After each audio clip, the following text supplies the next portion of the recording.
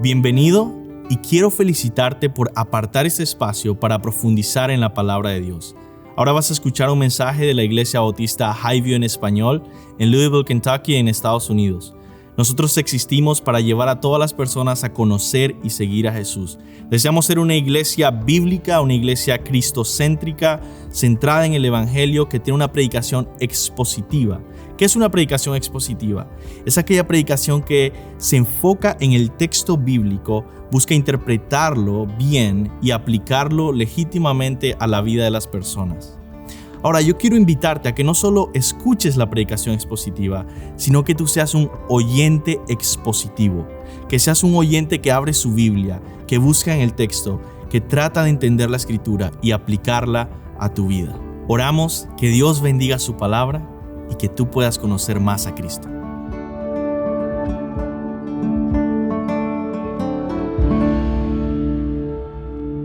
Amén. Pueden tomar asiento y abrir sus Biblias en Juan capítulo 8. El Evangelio de Juan capítulo 8.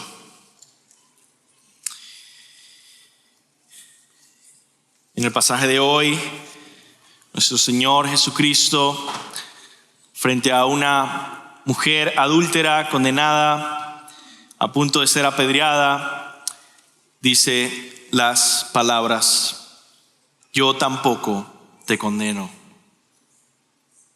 Es el título de nuestro mensaje. Vamos a orar y que el Señor bendiga este tiempo. Oh Señor,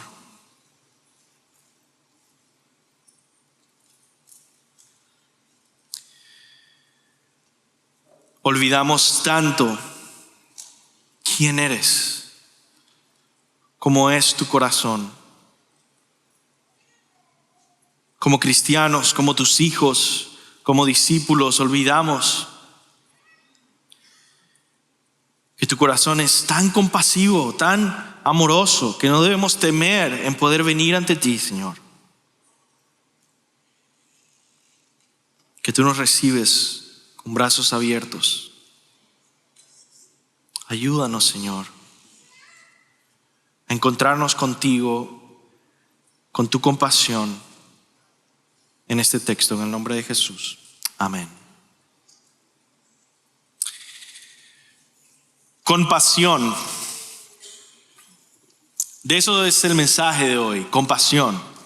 Cuando pienso en la compasión, pienso en el clásico de la literatura, Les Misérables, ¿verdad? Que es Los Miserables, de el escritor Víctor Hugo.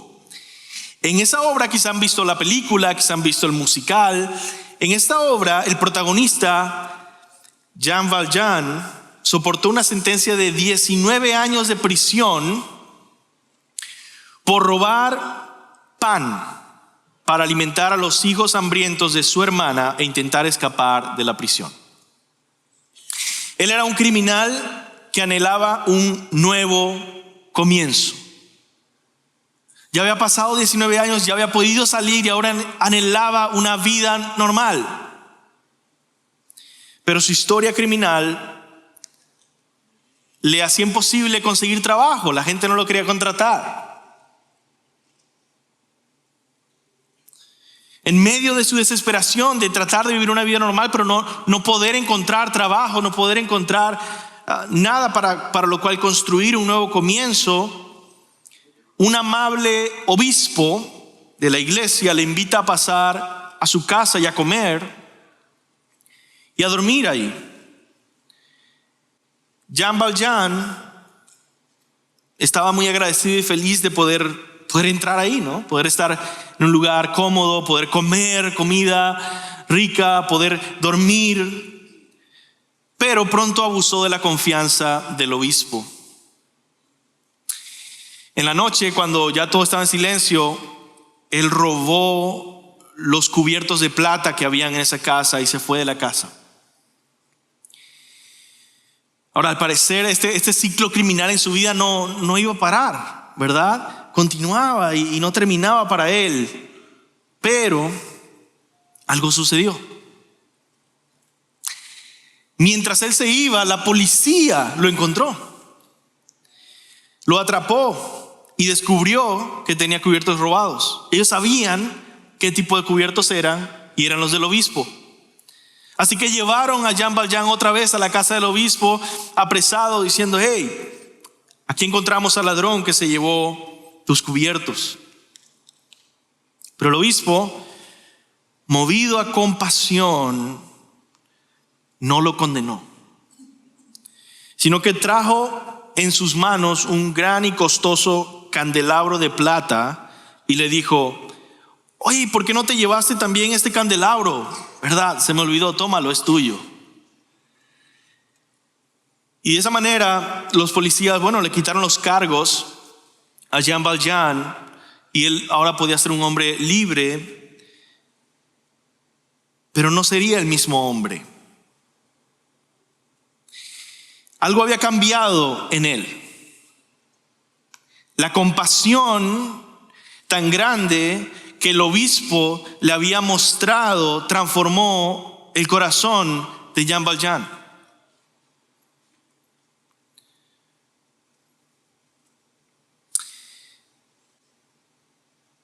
Y así, ahora él quería vivir una vida en la que él pudiera honrar la gracia y compasión inmerecida que se le había extendido. Ya no iba a ser un criminal. Ya no iba a vivir ese tipo de vida. Compasión, misericordia, es algo poderoso, transformador en la vida de un ser humano. Y lamentablemente es algo muy escaso. El mensaje de hoy es un llamado a la compasión y una meditación en la compasión encarnada que es Jesucristo. Así que vamos a leer acá nuestro pasaje que nos cuenta la historia muy breve de Juan capítulo 8 versículo 1 al 11. Dice así: pero Jesús se fue al monte de los olivos. Al amanecer vino otra vez al templo y todo el pueblo venía a él, y sentándose les enseñaba. Los escribas y los fariseos trajeron a una mujer sorprendida en adulterio y poniéndola en medio dijeron a Jesús: Maestro, esta mujer ha sido sorprendida en el acto mismo del adulterio, y en la ley Moisés nos ordenó apedrear a esa clase de mujer. ¿Tú pues qué dices? Decían esto poniendo a prueba a Jesús para tener de qué acusarlo, pero Jesús se inclinó y con el dedo escribía en la tierra. Pero como insistía en preguntar, Jesús se enderezó y les dijo: el que de ustedes esté sin pecado, sea el primero en tirarle una piedra. Inclinándose de nuevo, escribía en la tierra. Al oír ellos esto, se fueron retirando uno a uno, comenzando por los de mayor edad, y dejaron solo a Jesús y a la mujer que estaba en medio. Enderezándose, Jesús le dijo: mujer, ¿dónde están ellos? ¿Ninguno te ha condenado? Ninguno, Señor, respondió ella. Entonces Jesús le dijo: yo tampoco te condeno. Vete y desde ahora no peques más.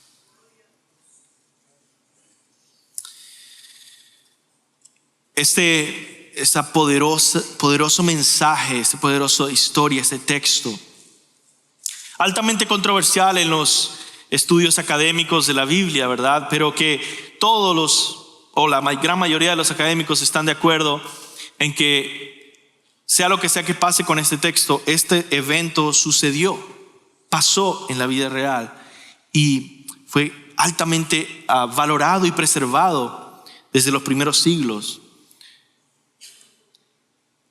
Y aquí nos encontramos con esa historia en medio de la revelación que Jesús estaba haciendo en todos estos capítulos, como hemos visto en las semanas anteriores. Si no has estado viniendo las semanas anteriores, quizá ahorita va a ser un poquito difícil orientarte en el Evangelio, pero voy a intentar ayudarte a saber dónde está esta historia.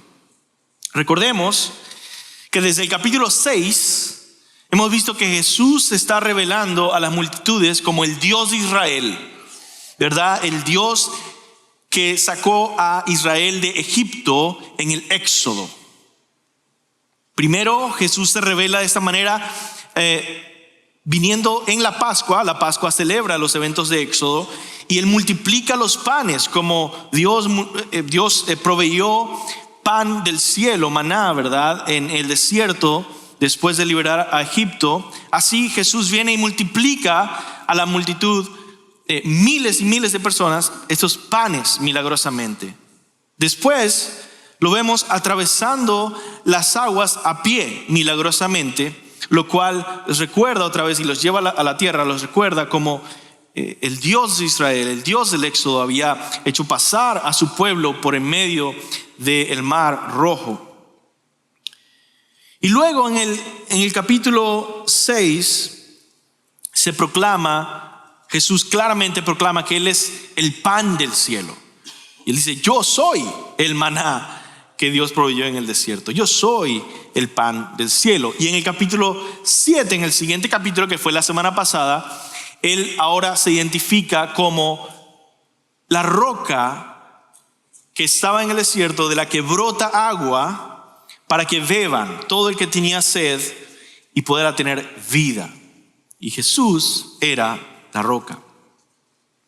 Vemos que esto sucedió en la fiesta de los tabernáculos, que otra vez recordaba lo que sucedió en Éxodo después de que salieron en el desierto y cómo habitaban en tiendas. Y Dios dijo, tienen en la fiesta de los tabernáculos que habitar en tiendas y recordar esto. Habían estos dos rituales que se hacían, uno con el agua para recordar cómo Dios proveyó agua milagrosamente y Jesús decía, yo soy el agua. Y después un ritual de luz, de prender un fuego, unas velas, que eso simbolizaba cómo Dios estuvo con ellos en el desierto, pero eso va a ser la próxima semana. Porque antes de continuar esta historia de la fiesta de los tabernáculos, entra esta pequeña historia acerca de un encuentro que Jesús tiene con los fariseos que traen una mujer adúltera.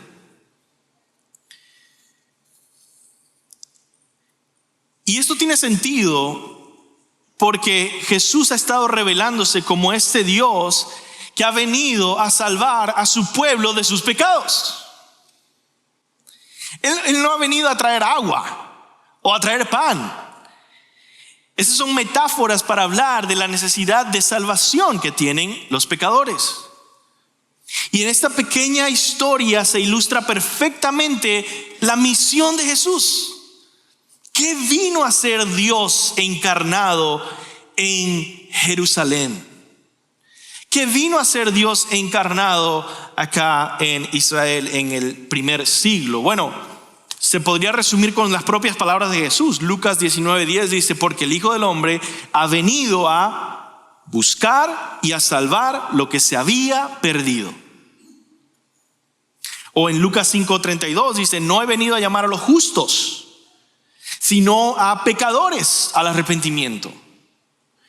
O incluso en las palabras del apóstol Pablo, él resume esta misión de Jesús diciendo en 1 Timoteo 1:15, palabra fiel y digna de ser aceptada por todos. Cristo Jesús vino al mundo para salvar a los pecadores, entre los cuales yo soy el primero. La historia entonces ilustra esta misión. Él vino a salvar a los pecadores. Y la historia enfatiza esa palabra pecadores. Él vino por los fracasados. Él vino por los derrotados. Él vino por los que están en el piso. Él vino por los acusados, desechados, condenados. Aquellos que son señalados y apartados. Aquellos que no tienen una gran cosa que ofrecer a nadie. No son grandemente respetados en absoluto. Son débiles, son pobres. También Él vino para buscar y salvar a los rebeldes sin causa, a los inmorales, a los blasfemos, a los que están hundidos en crimen o en adicción, a los ciegos, a los muertos, a los perdidos. Y este es el mensaje, si lo puedo poner en una frase de nuestro texto hoy, en aplicación a nuestras vidas. Porque Jesús vino a salvar pecadores. Cuando nos encontramos con Él, hallamos inimaginable compasión. Porque Él vino precisamente para buscar a pecadores. Cuando nosotros venimos ante Él, encontramos compasión abundante,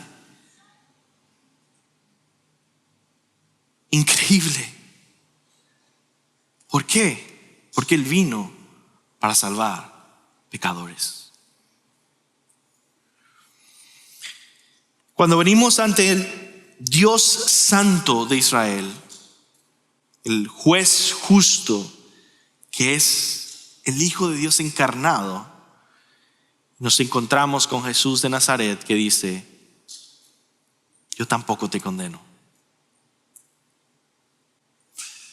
Qué dulces palabras, ¿verdad?, que llenan al alma afligida, solitaria, rechazada, perdida. Yo no te condeno. Ese es el mensaje que vamos a meditar hoy, paso a paso. Primero, la historia se desarrolla con 3 partes. Primero, condenación. Segundo, compasión. Y tercero, crucifixión. Vamos a empezar con la condenación. Lo opuesto a la compasión y a la misericordia es la condenación y la acusación. El texto comienza mostrándonos cómo los fariseos buscan frenar el ministerio de Jesús. Ellos no quieren que continúe. Versículo 1. Pero Jesús fue al monte de los olivos. Al amanecer vino otra vez al templo y todo el pueblo venía a él, y sentándose les enseñaba.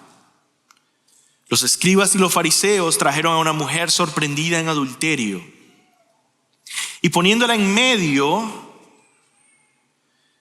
dijeron a Jesús: Maestro, esta mujer ha sido sorprendida en el acto mismo del adulterio. Y en la ley Moisés nos ordenó apedrear esta clase de mujeres. Tú pues, ¿qué dices? Decían esto poniendo a prueba a Jesús para tener de qué acusarlo. Lo primero que quiero que notemos es que los fariseos acusan y condenan con facilidad. Vemos en esa historia que están buscando condenar a Jesús, están usando a la mujer y condenándola también. Ellos condenan con facilidad, buscan condenar a Jesús, y sus corazones no están llenos del Espíritu Santo, no buscan amar al prójimo, buscan condenar, acusar.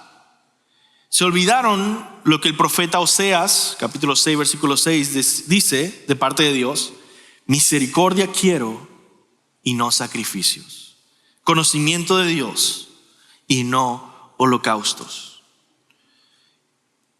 Y podemos sentarnos aquí todo el día y criticar a los fariseos, pero cada vez que encuentras eso en la Biblia, la verdad sirve para ayudarnos a meditar en nosotros mismos y decir: nosotros tenemos la misma tendencia natural de los fariseos en nuestra carne, no en nuestro corazón regenerado que ama la ley de Dios y se deleita en ella, pero en nuestra carne, esos residuos de pecado tienen esa tendencia acusatoria, condenatoria de los fariseos. Y esto lo vemos, por supuesto, aún más en la persona no regenerada. Así que, pensando en esto, simplemente en la condenación y cómo tan fácilmente se condenaba, la pregunta que debemos hacernos es: ¿nos damos cuenta de qué tan mal está la humanidad cuando esto sucede? Recordemos el libro de Génesis. Dios creó a los seres humanos para reflejar su imagen, su carácter, su amor, su bondad. La Biblia dice que Dios es amor. La imagen de Dios en el hombre es una que transmite y refleja ese amor, esa bondad, esa compasión, esa pureza, esa justicia. Pero aquí vemos una imagen cruda del pecado del hombre, cómo ha dañado y corrompido esa imagen de Dios, que ahora transmite corrupción, acusación, injusticia, frialdad. Los fariseos son pecadores condenados que están ansiosos por condenar a Jesús y traen a una mujer para condenarla. Toda la humanidad está en este ciclo de condenación. Primero en un estatus perpetuo en el que todos los seres humanos nacemos bajo condenación, pero además tenemos dentro de nosotros esta idea de condenar al otro. Lo vemos desde el primer pecado. Cuando Adán cae en pecado y cae bajo condenación, ¿qué es lo primero que hace?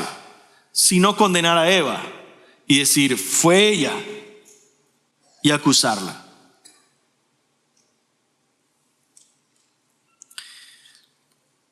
¿Dónde ha quedado esa compasión, ese amor? Un teólogo mencionaba acerca del jardín del Edén que la respuesta correcta de Adán en amor sacrificial, en reflejar la imagen de Dios, no debió haber sido fue ella, sino dar su vida por su esposa, ¿no? Que es lo que al final en Efesios capítulo 5 dice que Jesucristo hace como el segundo Adán sin haber tomado el fruto y decir, condéname a mí, pero sálvala a ella, porque Él es la cabeza que le representa. El amor funciona de una manera. El pecado acusa y condena. Inmediatamente vemos que la prueba de los fariseos no solo está llena de este pecado, pero también está llena de hipocresía y de engaño. Se presentan como gente que está buscando la justicia y la verdad, pero leemos el versículo 6 que los delata. Dice, decían esto poniendo a prueba a Jesús para tener de qué acusarlo. ¿Verdad? Ellos se presentan ante el pueblo como, bueno, aquí nosotros realmente vamos a traer la justicia. Y era todo un engaño. ¿Verdad? Su prueba era una fachada para encontrar cómo acusar a Jesús. Su prueba también era cruel. Usaba a una mujer como un objeto. De hecho, dice que la puso en el medio, dice el texto. Como si fuera una cosa ahí en el medio. Pero además, si dicen que la encontraron en el acto del adulterio, ¿dónde está el hombre que adulteró?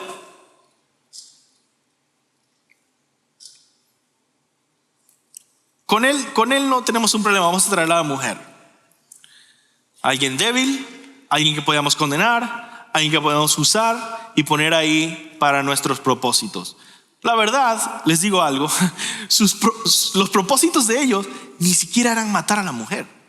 ¿Saben por qué? Porque en el contexto en el que ellos se encuentran en esa época, los judíos tenían prohibido por la ley romana ajusticiarse con pena de muerte, aunque sea que fuera por su ley o lo que sea. Ellos no podían hacerlo. Ellos no podrían apedrear a esa mujer. Solo querían usarla. Vamos a estudiar un poquito más eso después, pero por ahora es importante ver que ellos están haciendo algo cruel, engañoso, pecaminoso y satánico. En cuarto lugar, satánico. Su prueba era satánica, querían acusarlo, aunque ellos mismos se veían como justos. Y esto, ¿por qué digo satánico? Simplemente porque está reflejando, en vez de la imagen de Dios, está reflejando la imagen de la serpiente. ¿Y por qué digo eso? Bueno, porque así es que llama la Biblia a Satanás. Apocalipsis 12:10 dice: y oí una gran voz en el cielo que decía: ahora ha venido la salvación, el poder y el reino de nuestro Dios y la autoridad de Jesucristo, porque el acusador de nuestros hermanos, el que los acusa delante de Dios día y noche, ha sido arrojado. También el profeta Zacarías precisamente se describe a Satanás haciendo eso. Zacarías 3:1. Entonces me mostró al sumo sacerdote Josué, que estaba delante del ángel del Señor, y Satanás estaba a su derecha para acusarlo. El acusador de los hermanos. También se le llama el mentiroso y también el asesino, pero en este lado que estamos estudiando, el acusador. La actitud cristiana que vemos más adelante en el Nuevo Testamento no es acusar, sino proclamar la gracia de Cristo. Vemos esto en 1 de Juan 2, cuando el apóstol dice: hijitos míos, estas cosas os escribo para que no pequéis. Y si alguno hubiere pecado, abogado tenemos para con el Padre, Jesucristo el justo. Wow. Tenemos un defensor, dice. Aférrate al defensor, aférrate a Jesús. Él es tu esperanza, Él es tu consuelo, Él es tu perdón, Él es tu restauración. Entonces, para entender este texto, debemos examinar nuestros propios corazones y simplemente pensar: ¿en mi corazón reina más la compasión o la acusación?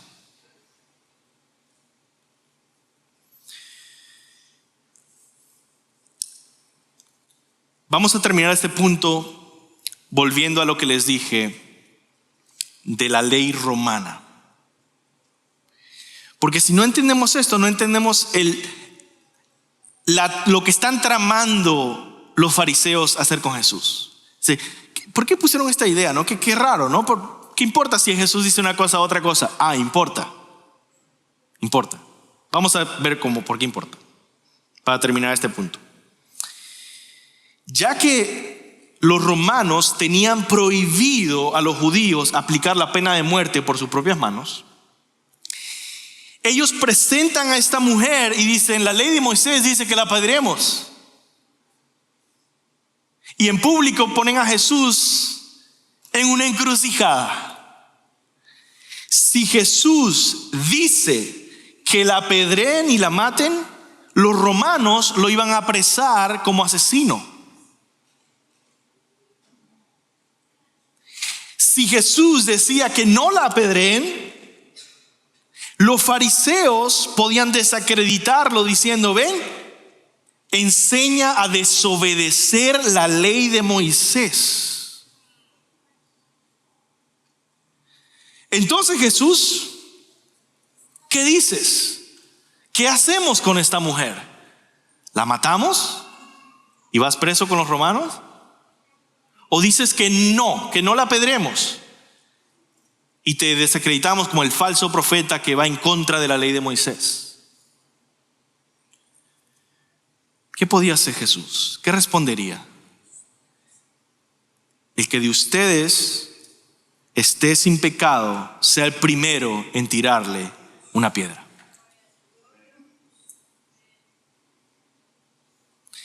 Y con esta respuesta Jesús contesta dos cosas. Su trampa, confronta su trampa, destruye la trama que tenían con lógica y con sabiduría celestial,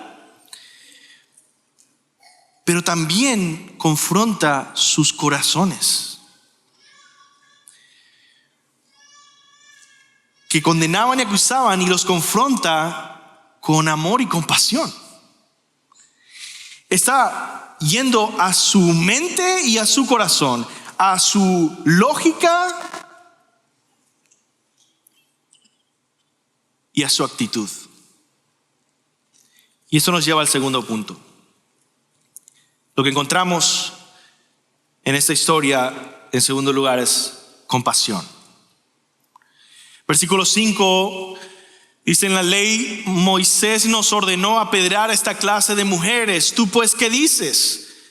Decían esto poniendo a prueba a Jesús para tener de qué acusarlo, pero Jesús se inclinó y con el dedo escribía en la tierra. Pero como insistían en preguntar, Jesús se enderezó y les dijo: el que de ustedes esté sin pecado sea el primero en tirarle una piedra. Fíjate que algo que hace Jesús acá es confrontar a los fariseos con sus propios pecados. Ellos se presentaron en público como jueces justos. Y es como si Jesús les respondiera así: ¿quieren ser jueces? ¿Qué tal, jueces, si comienzan juzgándose a ustedes mismos? El que de ustedes esté sin pecado sea el primero en tirarle una piedra.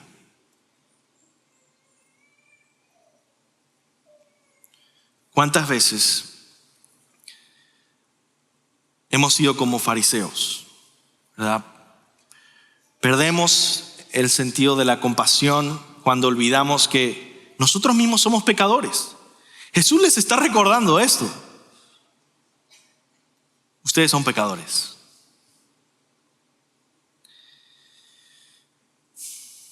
Cuando nosotros olvidamos, tú y yo, en nuestro diario vivir, puede pasar todos los días que olvidemos, somos pecadores. Que necesitamos ser tratados con compasión. Cuando se nos olvida eso, comenzamos a juzgar a otros con dureza. Cuando la expectativa no toma en cuenta de que estamos todos en esta familia imperfecta. Y cuando no tomamos eso en consideración, perdemos el sentido de la compasión. Se va. No debemos olvidar que somos necesitados, débiles, y si fuéramos dejados a nuestros propios recursos, seríamos las personas más malévolas, más fariseas, más inmorales del mundo. Porque, otra vez, somos pecadores. Romanos 3 dice: no hay justo, ni aún uno. No hay quien entienda, no hay quien busque a Dios. Todos se han desviado, a una se hicieron inútiles. No hay quien haga lo bueno, no hay ni siquiera uno. Necesitamos entonces de la compasión de Dios, mucho más de lo que reconocemos. Y por eso Jesús nos enseñó a orar diariamente en el Padre nuestro: perdónanos nuestras deudas, como también nosotros hemos perdonado a nuestros deudores. Porque nuestras deudas son diarias. Y ahí, cuando olvidamos que somos deudores, entonces empezamos a ser duros. De hecho, muchas veces pensamos que nosotros necesitamos la compasión de Dios solo cuando caemos en pecados terribles. Y ese no es el punto. Eso es muy natural pensar así. Pero cuando uno piensa así, empieza a vivir una vida vacía de compasión. Porque si solo necesito la compasión de Dios en los peores momentos, entonces yo voy a reflejar eso y solo voy a dar compasión solo cuando yo vea un caso extremo que digo: bueno, ok, no lo maten. Como, ¿en serio? Pero si nuestra vida cristiana es transformada por un entendimiento diario de que somos débiles, necesitamos de la compasión de Dios todos los días, vamos a extender automáticamente esa compasión a otros que también son débiles y pecadores como nosotros. Y entonces viviremos con paciencia, con longanimidad, con perseverancia, sabiendo, sí, estamos por ejemplo, en una familia de iglesia de pecadores, y por lo tanto espero que hayan roces y que hayan gente que me ofenda y que hayan cosas que pasan. Y si esa no es la expectativa, pronto vas a ir de una iglesia a otra iglesia, a otra iglesia, hasta que el Señor te ayude a entender, todos somos débiles. Todos necesitamos compasión. Por eso nosotros debemos venir todos los días como el ciego Bartimeo a Jesús, en esa actitud que decía: Jesús, hijo de David, ten misericordia de mí. Ten misericordia de mí. Y lo buscaban callar los otros discípulos diciendo: cállate ya, no lo busques. Hasta que él gritaba mucho más. Dice Marcos 10:48: hijo de David, ten misericordia de mí. Y Jesús se detuvo y dijo: llámenlo. Y llamaron al ciego diciéndole: anímate, levántate, que te llama. Amén. Entonces, para aplicar esto a nuestras vidas, antes de culminar con este punto, ¿cómo podemos cultivar un corazón más suavizado, más tierno, más abierto, más compasivo? Esto es lo que les propongo, lo que creo. La única manera de cultivar un corazón compasivo es escuchar de manera renovada la palabra de Cristo, que con una voz compasiva que habla misericordia. Cuando escuchamos las palabras de Cristo espiritualmente hablando, digo, no solo poner un radio, escuchar. Estoy hablando de con el alma, escuchar las palabras compasivas de Cristo hacia mí. Mantengo un corazón compasivo hacia otros. Así que escuchémosla una vez más. E inclinándose de nuevo, escribía en la tierra, y al oír ellos esto, se fueron retirando uno a uno, comenzando por los de mayor edad, y dejaron solo a Jesús y a la mujer que estaba en medio. Enderezándose, Jesús le dijo: mujer, ¿dónde están ellos? ¿Ninguno te ha condenado? Ninguno, Señor, respondió ella. Entonces Jesús le dijo: yo tampoco te condeno. Yo tampoco te condeno. Jesús no la presiona, no la apedrea con palabras, no le da cuestionamientos, no le pide que haga más nada o cosas extra, actividades extra, confesiones extra. Jesús no le pide reflexionar. Jesús no le prescribe penitencias, no le prescribe rituales o cobrar ofrendas. Jesús simplemente tiene compasión de ella, y mostrándole gracia, le anima a vivir perdonada para la gloria de Dios. Y por eso el versículo termina diciendo: yo tampoco te condeno, vete desde ahora, no peques más. ¿Entienden por qué comencé con Los Miserables y la historia de Víctor Hugo y Jean Valjean? El obispo no le pidió que hiciera nada, solo extendió compasión y que viviera una vida honrosa. Jesús simplemente le mostró compasión y, mostrándole gracia, le animó a vivir perdonada para la gloria de Dios. Muchas veces, hermano, no creemos en el poder de la gracia, de la misericordia, ¿verdad? Pensamos que el castigo redime, pero no la gracia. Y esto pasa con nuestros hijos también. Esto pasa en el trabajo, pasa en los ministerios, en fin. Pensamos que el castigo cambia, el castigo transforma, el castigo redime, pero no la gracia. Pensamos que la penitencia santifica, pero no la gracia. Pensamos que incluso que el maltrato va a componer, ¿verdad? Va a componer a ese muchacho, pero no la gracia. Pensamos mal.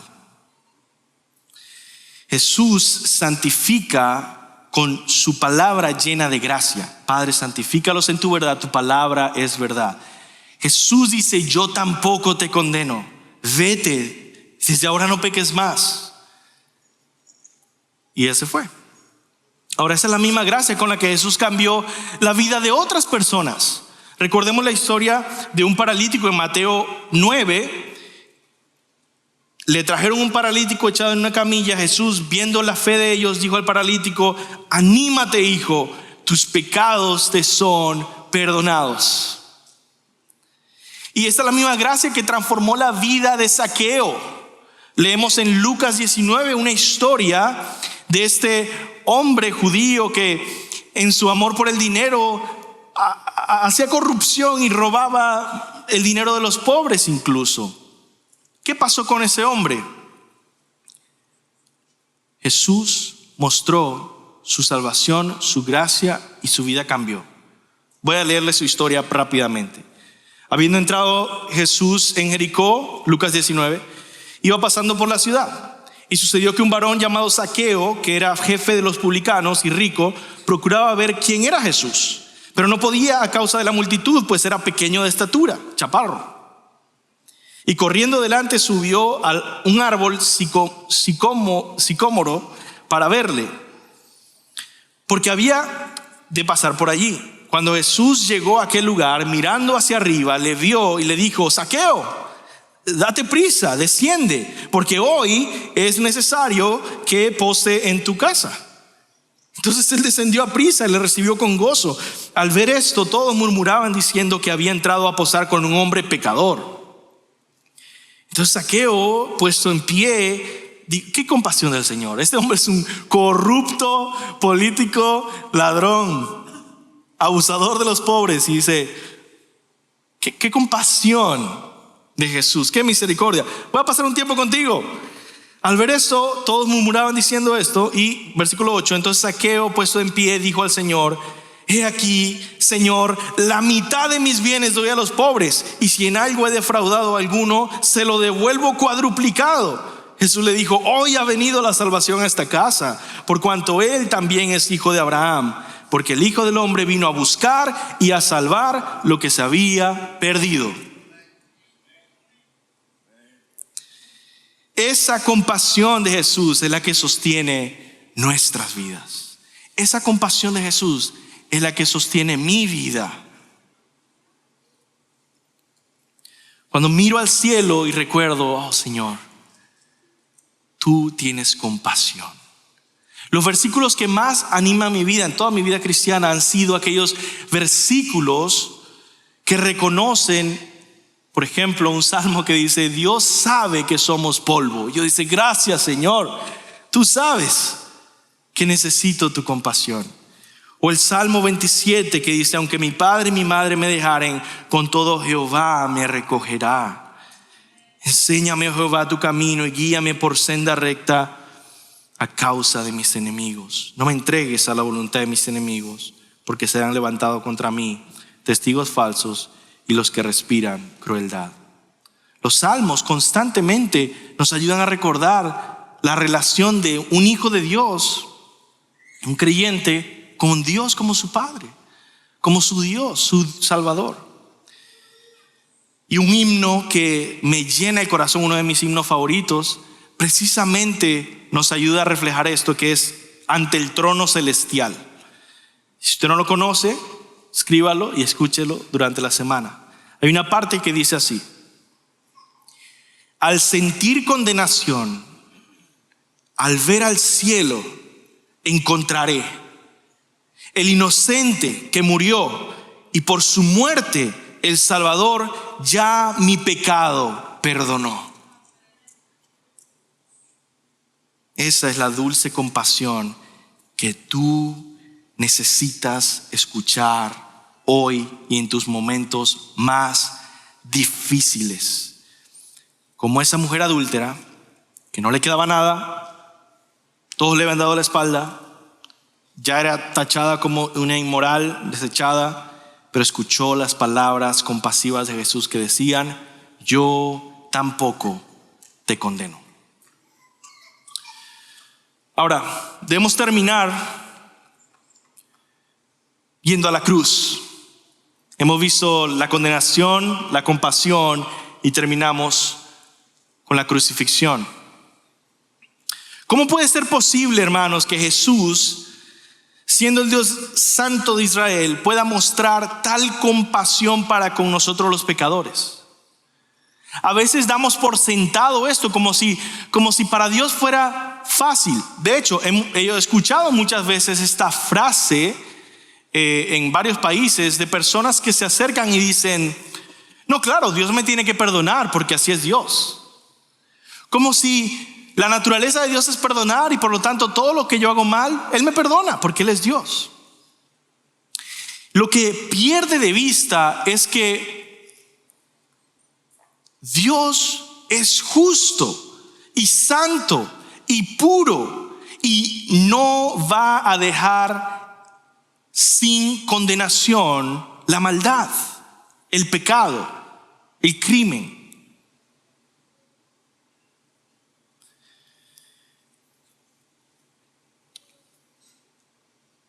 Al perdonar los pecados de esta mujer adúltera, Jesús está ante un dilema. ¿Cómo va a ser perdonada ella si, como dijeron los fariseos, la ley de Moisés dice que ella debe ser apedreada?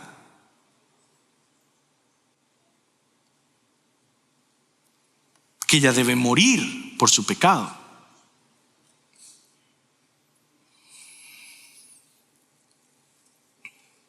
Jesús es el único que puede perdonar pecados. La Biblia dice, por ejemplo, en Lucas 5:20, Jesús le dice a un hombre: hombre, tus pecados te son perdonados. Los escribas y fariseos comenzaron a razonar diciendo: ¿quién es este que blasfemia? ¿Quién puede perdonar pecados sino solo Dios?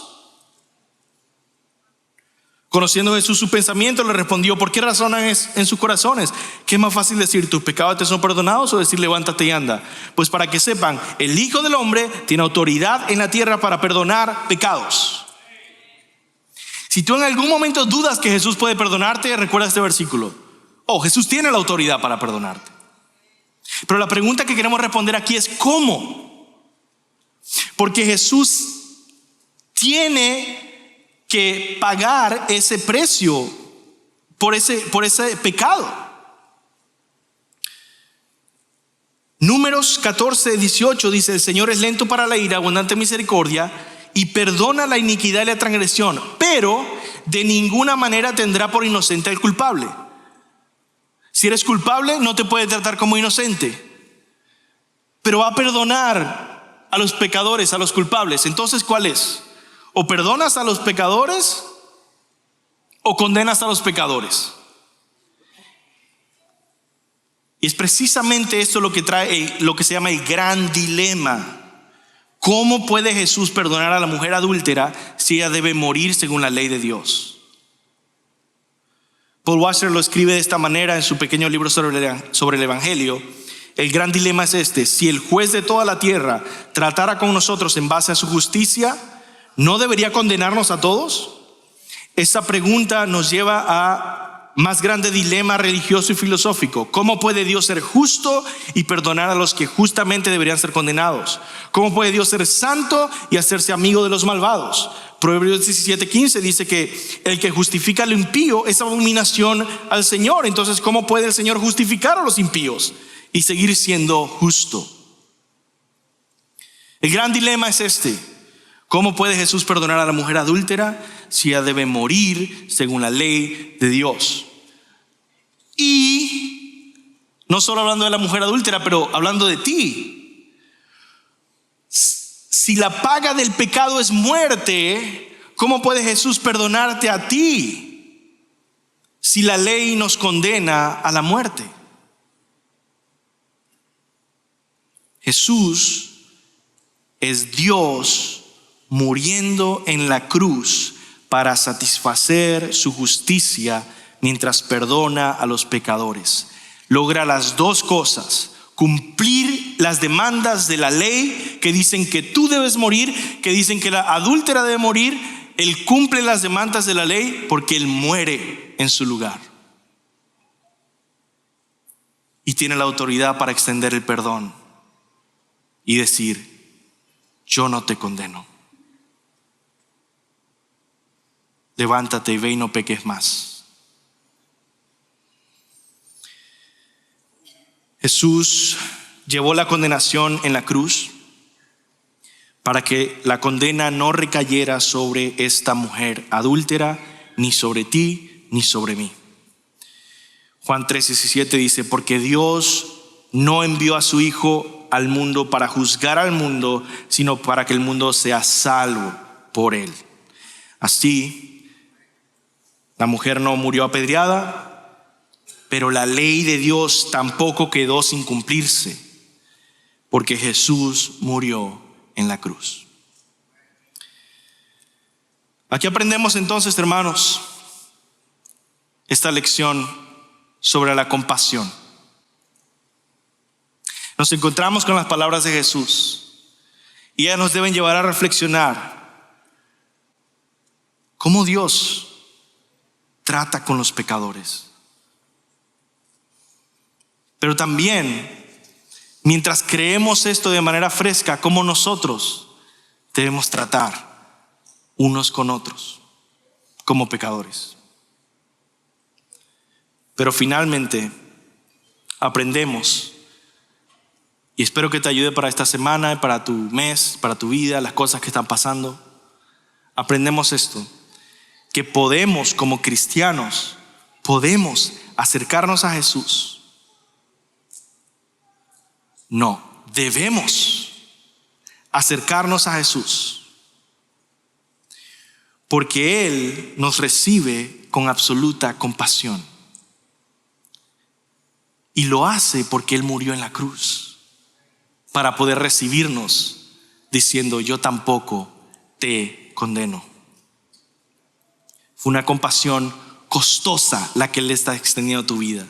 Y por eso, cuando nos acercamos a Él con humilde fe y arrepentimiento, podemos oír esas dulces palabras: yo tampoco te condeno.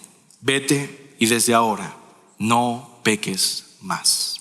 Vamos a orar. Señor, gracias porque en ti encontramos tu perdón, tu compasión, tu aceptación, tu gracia, porque moriste en la cruz por nosotros.